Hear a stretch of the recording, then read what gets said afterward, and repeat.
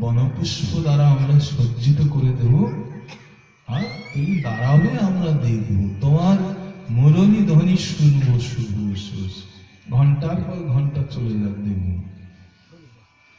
তো যেখানে ভাব ভক্তি,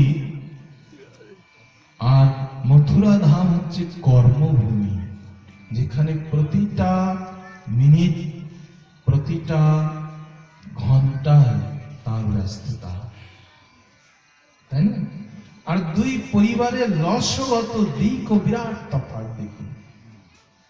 বৃন্দাবনের যে পিতামাতা, মা যশোদা বারবার চরণ রজ নেয় আর গোপালকে সারাদিন লাগাতে থাকেন, কেননা মাতৃপদ রজে এক বিরাট শক্তি পুত্রের জন্য।